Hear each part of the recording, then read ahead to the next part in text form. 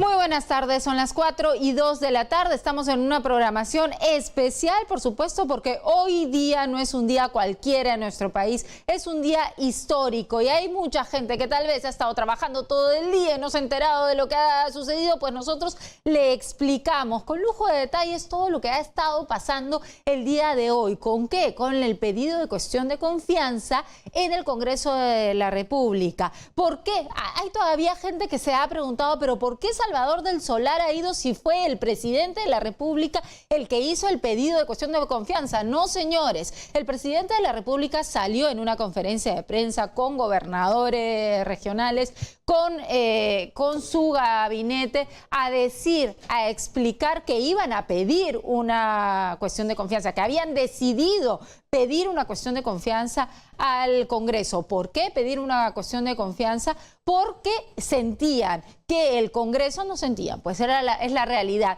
porque el Congreso no estaba apoyando al Ejecutivo en las reformas, en las políticas que el Ejecutivo quiere implementar para cambiar diferentes puntos en nuestro país por los que el pueblo ha elegido en un referéndum. Bueno, la cuestión es la siguiente. Es, según la Constitución, el primer ministro el que tenía que ir al Congreso y por eso Salvador del Solar ha ido a presentar hoy no 5 proyectos, sino 6 proyectos en los que el Ejecutivo siente, piensa, cree firmemente que el Congreso los debe apoyar. Álvaro Tapia está en el Congreso en este momento donde ya se está debatiendo, ya los congresistas están diciendo lo que piensan, lo que sienten y ya hemos escuchado alguna que otra barbaridad y otras cosas bastante acertadas. Álvaro, ¿estás tú ahí?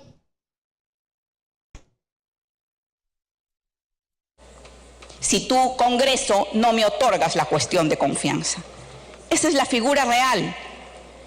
Y por eso, señor presidente, aquí deberíamos entender que no solamente tenemos una sentencia, tenemos la Constitución y tenemos la obligación, no solamente con el pueblo peruano, sino con las futuras generaciones, de garantizar herramientas constitucionales, no para este Congreso, sino para el futuro Congreso. Y más aún cuando las propuestas del Ejecutivo no son para aplicarse hoy, mañana, pasado, para la gestión de este gobierno, son para garantizar un Congreso o un Ejecutivo con diferentes condiciones.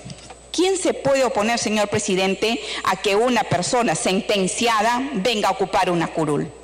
Nosotros lo hemos planteado en varios proyectos de ley, lo ha planteado el congresista Acuña con el proyecto 4066, el 2113 respecto al tema de paridad y el 2653 también respecto al tema de paridad.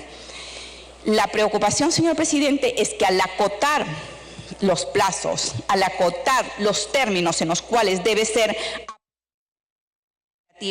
no solo cercena la actividad del Congreso, sino que también señala cómo debe estar y cómo debe desarrollarse la propuesta legislativa.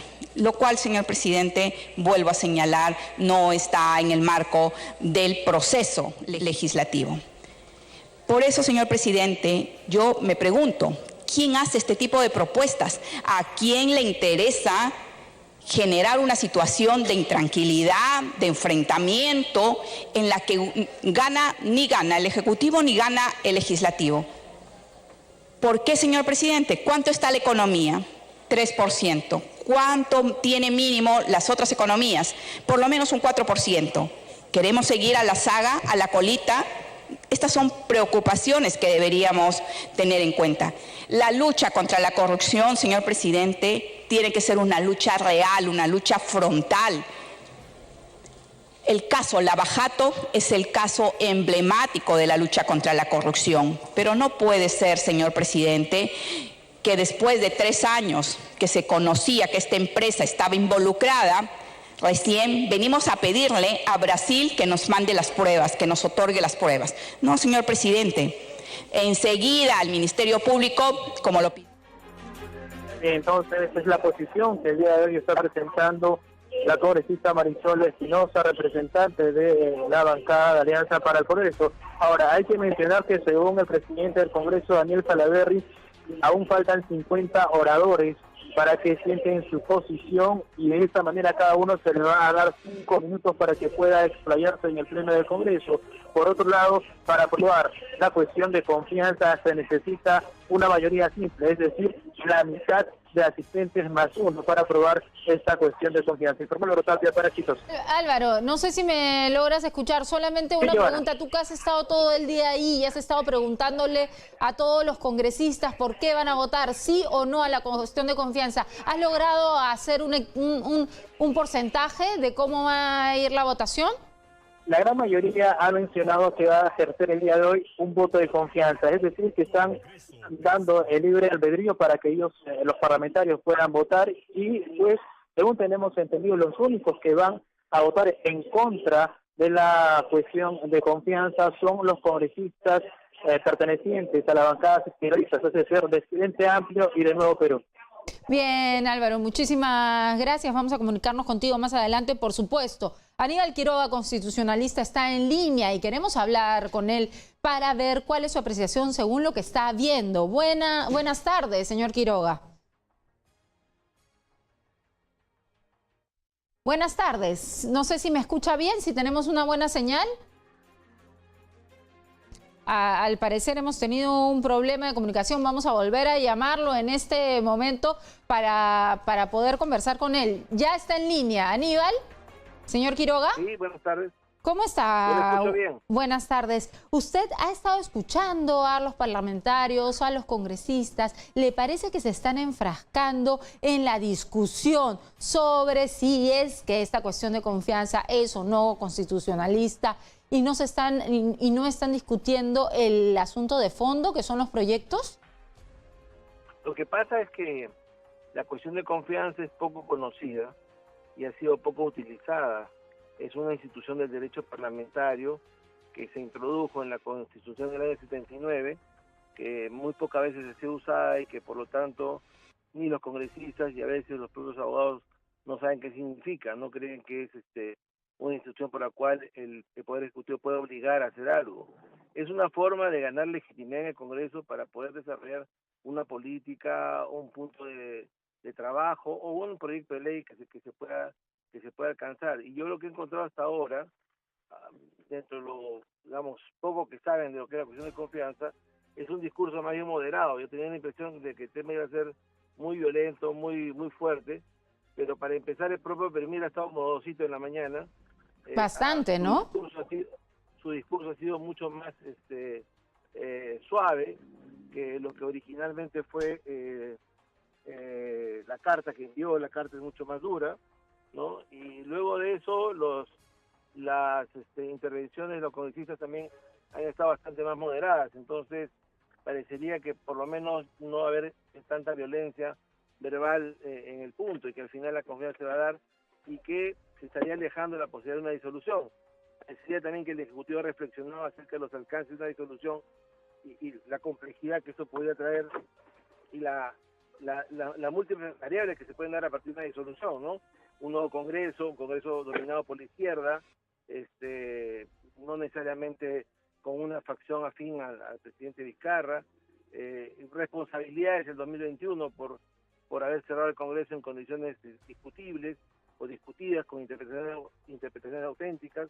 En fin, parecería que se va a dar la confianza y que el Congreso también se va a ayornar y va a tratar de debatir los proyectos que se han presentado. Pero de una manera también hay una duda, ¿no? Hay una duda con respecto a estos proyectos. Si es que se le da la confianza, pero después se discuten los proyectos de ley y dentro de estas discusiones o dentro de estos debates hay cambios esenciales en estos proyectos, entonces sería una confianza a medias en realidad. No, porque la confianza se vota hoy día, se vota hoy día, pero eso no quiere decir que los proyectos salgan tal cual. Es que no, es que eso no existe, pues. La confianza se vota hoy día y se da o no se da. Una vez que se da, corresponde al Parlamento aprobar las leyes según su propio debate. Muchas de esas leyes son discutibles y discutidas, o sea, carecen de una bondad técnica. Por ejemplo, en un proyecto de ley que vimos ayer en la Comisión de Constitución se amplía el mandato de los magistrados del tribunal a 7 años y nadie explica por qué. Por ejemplo, en lo que vimos ayer se estaría eliminando la censura de los ministros y la confianza de los ministros, y nadie explica por qué.